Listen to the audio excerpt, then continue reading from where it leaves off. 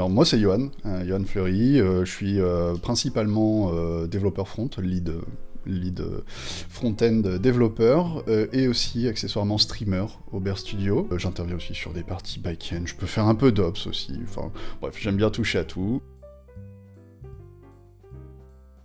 Qu'est-ce qui me passionne dans le développement? Résoudre des problèmes, et tous les problèmes ne se résolvent pas forcément qu'avec du code, donc c'est penser les choses de façon à ce que je puisse aider le client. De toute façon, les clients arrivent avec un besoin, et nous, on va essayer d'y répondre.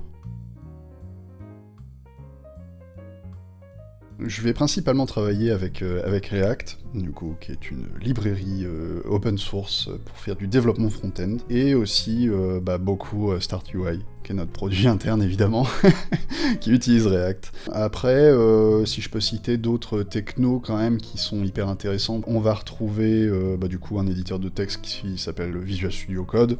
Je passe pas une journée sans l'utiliser.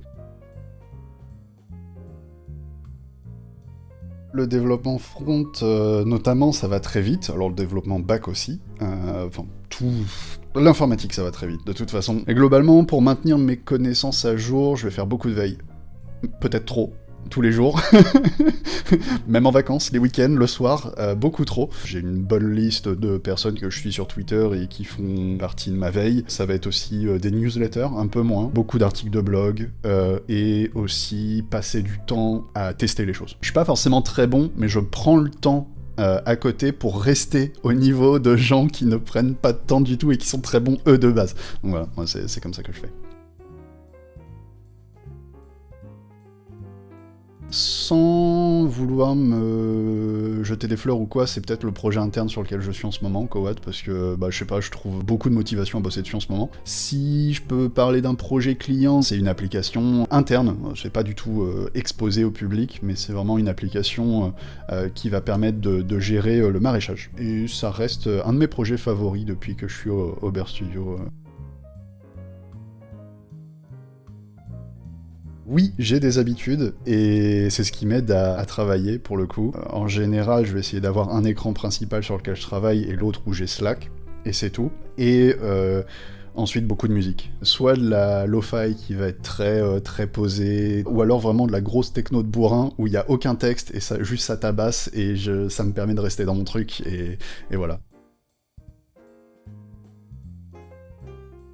Globalement, ce qui va aider un maximum, c'est avoir un client qui est réactif, parce qu'on peut lui poser les questions rapidement et pouvoir rebondir très rapidement, et aussi anticiper beaucoup, énormément. Et la communication. Vraiment, deux choses, c'est anticipation, communication. La qualité essentielle pour être développeur, j'ai cette réponse depuis quelques années maintenant, c'est être curieux.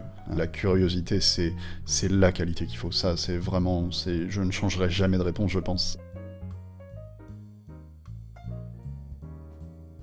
Une bonne ambiance de travail, c'est des collègues sur lesquels tu peux compter. T'as un problème et les gens se rendent dispo pour toi, ça c'est hyper chouette. C'est pas juste t'as un problème, bah va chier. C'est de l'entraide, c'est se tirer vers le haut, apprendre des autres, partager.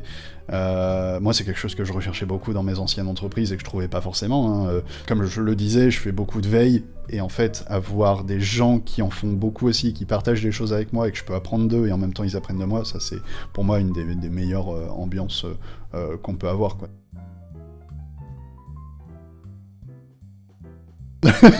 J'en ai une sur moi, comme ça je vais m'auto-vanner. À un moment donné, j'étais en call avec un client, et en fait, j'entends un ronflement derrière, et je lui dis il ronfle fort ton chien, et le client me répond c'est pas mon chien, c'est ma femme. Sa femme était enceinte. Voilà, désolé encore, hein, si jamais tu vois cette vidéo. Soyez curieux, suivez-nous, on fait plein de trucs sympas pour les gens curieux, des confs, des streams, plein de choses. Voilà, n'hésitez pas à regarder ce qu'on fait, et voilà.